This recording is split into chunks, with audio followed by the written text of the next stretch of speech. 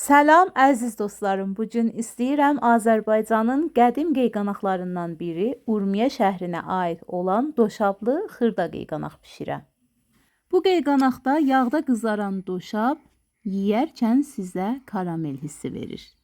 Mən ölçüləri az elədim. Siz 2 və ya 3 qatını da bişirə bilərsiniz. 2 yumurta qırıb üzərinə bir qaşıq un töküb, qarışdırıb və mən üzərinə çox az vanil də səpişdirdim.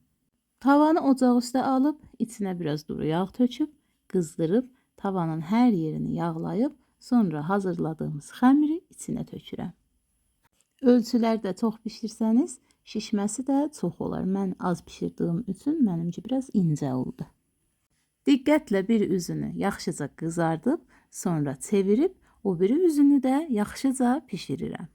İki üzünü də qızartdıqdan sonra adından da bəlli olduğu kimi xırda-xırda parçalara bölürük. Mən bir o qədər də xırda eləmədim, amma bundan narın da eləyərlər. Parçalara böldükdən sonra doşabını artırırıq. Doşab sevdiyiniz qədər artıra bilərsiniz. Mən hər zaman doşab alanda 4 doşabın qarışımını alaram ki, çox ləzzətli olar. Siz də mütləq yoxlayın. Əncir, tut, üzüm və xurma doşabının qarışımı.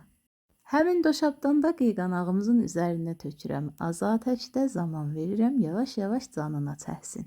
Çox az atəşdə 5-6 dəqiqə qaynadıqdan sonra ocağı bağlayın. Ondan artıq qalsa şirəsi bərkiməyə başlar. Serv qabına alıb üzərinə də sarı yağ gəzdirin.